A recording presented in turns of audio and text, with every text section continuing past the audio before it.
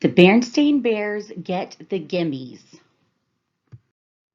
When a cub's behavior takes a turn for the worst, it's hard for parents to know what to do first. The Berenstain Bears get the Gimmies by Stan and Jan Berenstain.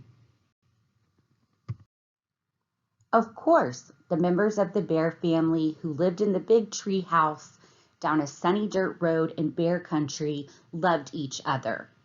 They loved each other very much. Brother and Sister Bear loved their Mama and Papa.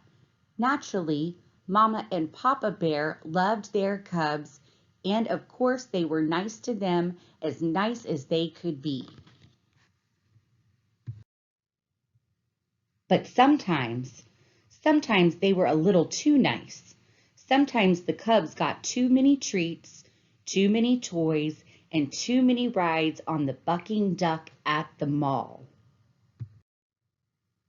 Maybe that's why Brother and Sister Bear got the Gimmies. Or maybe it was because there were treats, toys, and fun things to do wherever they looked. At the supermarket, at the mall, on TV, and just about every which where.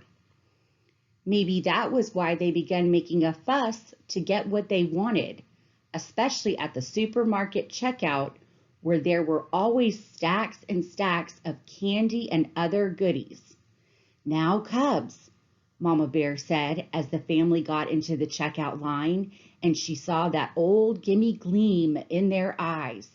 We can't have a big fuss every time we pass candy. I simply won't stand for it. But Mama, whined Sister, they have gummy gumballs, my favorite. And chewy chompers, my favorite, whined Brother. Now hush, said Mama. I simply won't listen to another word. That's when Papa Bear smiled and said, Now, Mama, you're only young once, and handed the cubs their favorite treats. It's only too true, said Mama as they were leaving the supermarket, that you're only young once. But that's all the more reason to learn proper behavior while you're still young. And I certainly think... Look, look, shouted Sister, a new ride. Hey, a bucking frog, shouted Brother. That looks even better than the bucking duck. May we ride it, please? May we, please? Now Papa had just bought them treats, and he thought that was enough for one day. But the cubs made such a fuss that he sighed, dug into his pocket, and put some money in the slot. Papa looked at Mama and shrugged. Cubs will be cubs, he said. It may be true that cubs will be cubs, said Mama as they walked across the parking lot to their car. But that's no excuse for jumping up and down and making a scene every time they see something they want. Look, look, shouted the cubs once again. Little rubber cats that stick out their tongues when you squeeze them. Cubs, said Mama, that will be quite enough. I don't want to hear another word. Oh, please, they shouted. May we have them, please, please, please? Papa decided it was time to put a stop to all the fussing. Stop that fussing, he said in his loudest Papa Bear voice. But they were making such a commotion they didn't even hear him. Sister was jumping up and down so hard that she fell over backward and started kicking her feet in the air. Please, please, shouted the cubs so loudly that the whole parking lot took notice. Said embarrassed Papa to the toy seller. 2 of those rubber pussycats, please. The rubber pussycats not only stuck out their tongues when you squeezed them, they went squeak, squeak as well. And they squeaked all the way home. Mama was quite annoyed by the time they got back to the treehouse, but Papa was so angry he could hardly speak. It wasn't until the cubs had gone about their business and Mama had made a pot of tea that Papa's voice came back loud and clear. All of the outrageous, disgraceful, embarrassing behavior I have ever seen, he roared. That selfish, greedy performance by our cubs was the worst. Brother and sister have the worst case of the galloping, greedy gimmies I've ever seen. Yes, said Mama calmly, sipping her tea. But have you ever stopped to think about why they have the gimmies? Perhaps their greedy behavior isn't all their fault. Perhaps it's partly our fault for giving in every time they make a fuss. Papa listened quietly. Perhaps so, he said. It's up to us, she continued, to explain things to them, to help them understand why it's important not to be greedy.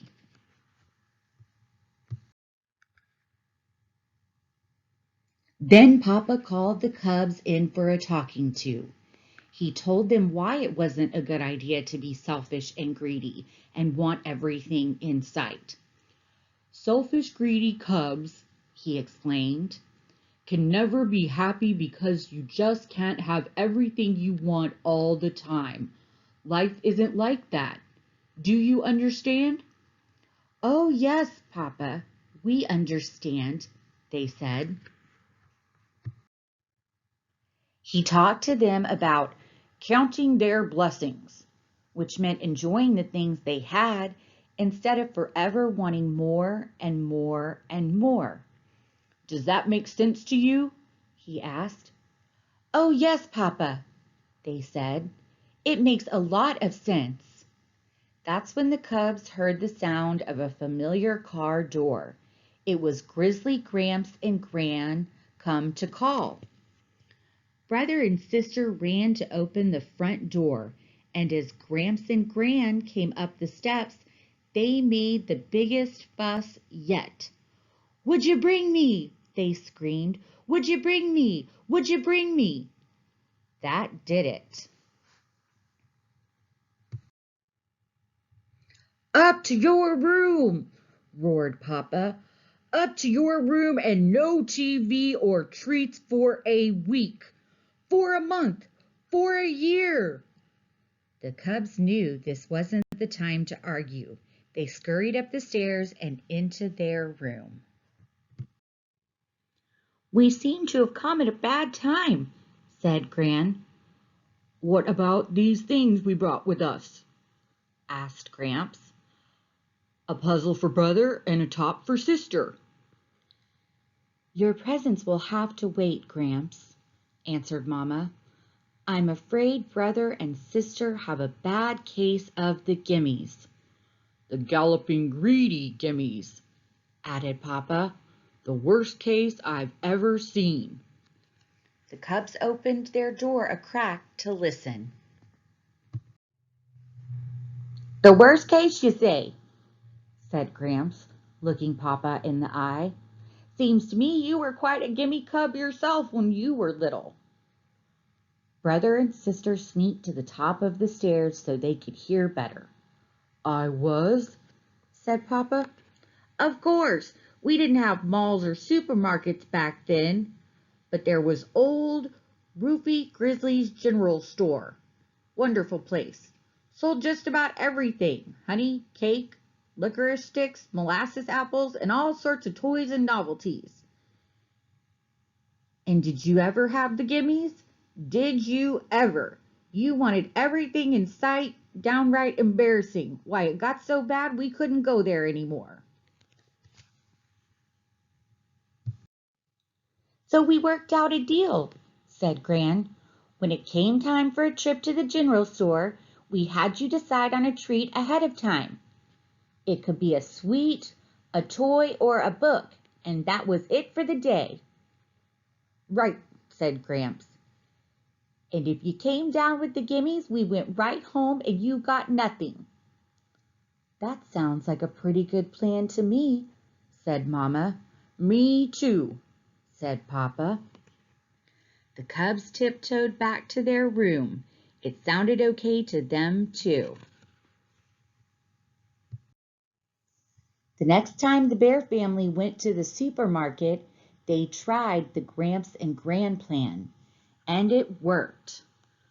Brother decided he would get a book about dinosaurs, and Sister wanted a new box of crayons. Mama and Papa were very proud when the cubs passed the candy rack without so much as a peep. Brother and Sister were pretty proud of themselves too. But then they heard it, the familiar sound of a cub with a bad case of the Gimmies. The kicking, screaming cub was just behind them in the checkout line. You never heard such a fuss. What outrageous, disgraceful, embarrassing behavior, said Sister. May we leave? Yeah, said Brother. Let's get out of here. And that's how Brother and Sister Bear got rid of a pretty bad case of the galloping, greedy Gimmies. Thanks again for joining me, friends. If you like what you're hearing, please hit the subscribe and like buttons.